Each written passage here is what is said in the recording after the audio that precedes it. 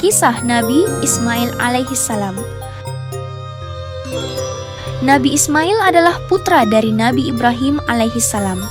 Pada suatu masa, Nabi Ibrahim mendapat perintah dari Allah untuk membawa istrinya, Bunda Hajar, dan Nabi Ismail yang waktu itu masih bayi merah, ke sebuah lembah yang jauh banget, namanya Bakkah, atau sekarang kita kenal sebagai Mekah. Waktu itu, Mekah itu sepi banget. Nggak ada orang, nggak ada tanaman, cuman padang pasir aja. Bunda Hajar itu wanita yang hebat banget. Dia tanya ke Nabi Ibrahim, "Apakah Allah yang memerintahkanmu melakukan ini?" Terus, Bunda Hajar dengan penuh keyakinan bilang, "Kalau begitu, Allah tidak akan menyia-nyiakan kami." Masya Allah, imannya kuat banget ya. Singkat cerita, bekal air mereka habis. Nabi Ismail yang masih bayi menangis karena haus. Bunda Hajar panik, tapi nggak putus asa. Beliau lari-lari kecil dari Bukit Syafa ke Bukit Marwah, bolak-balik sampai 7 kali mencari air atau pertolongan. Dan tahu nggak keajaiban apa yang terjadi? Tiba-tiba, atas izin Allah, dari kaki mungil Nabi Ismail yang menjejakkan tanah, memancarlah air yang jernih. Air apa itu namanya? Ada yang tahu? Yap, betul. Air Zam-Zam, air yang akhirnya mengobati haus Bunda Hajar dan Nabi Ismail. Waktu terus berjalan, Nabi Ismail tumbuh jadi anak yang syalih dan pintar. Suatu hari, Nabi Ibrahim datang lagi ke Mekah. Kali ini, Allah punya tugas besar buat mereka berdua. Allah perintahkan Nabi Ibrahim dan Nabi Ismail untuk membangun lalu meninggikan pondasi Ka'bah. Ka'bah itu adalah rumah ibadah pertama yang dibangun untuk manusia. Seperti firman Allah dalam Al-Quran, sesungguhnya rumah ibadah pertama yang dibangun untuk manusia ialah Baitullah yang di Mekah, yang diberkahi dan menjadi petunjuk bagi seluruh alam. Nabi Ismail semangat banget bantu ayahnya. Dia angkutin batu-batu, sementara Nabi Ibrahim yang menyusunnya. Mereka bekerja sama dengan penuh cinta dan ketaatan kepada Allah. Sambil membangun, mereka berdoa.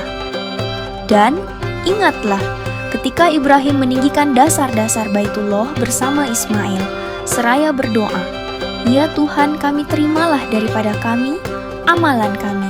Sesungguhnya Engkaulah yang maha mendengar lagi, maha mengetahui."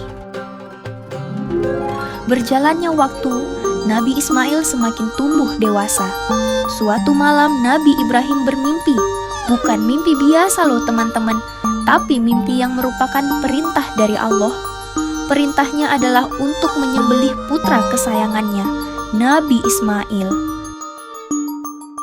Nabi Ibrahim dengan hati-hati menyampaikannya kepada Nabi Ismail, "Wahai anakku, sungguh aku bermimpi bahwa aku menyembelihmu. Maka pikirkanlah bagaimana pendapatmu." Ia, Ismail menjawab, "Wahai ayahku, lakukanlah apa yang diperintahkan Allah kepadamu. Insya Allah engkau akan mendapatiku termasuk orang-orang yang sabar." Masya Allah, Nabi Ismail nggak takut, nggak marah, tapi malah menyemangati ayahnya untuk taat sama Allah. Luar biasa ya.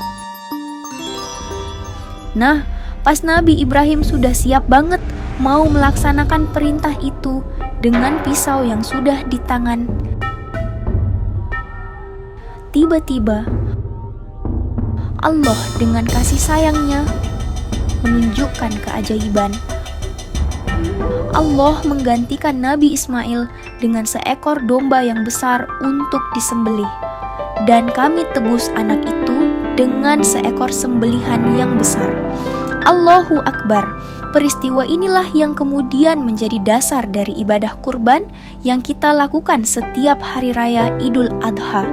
Ini adalah bukti ketaatan yang luar biasa dari Nabi Ibrahim dan kesabaran yang hebat dari Nabi Ismail.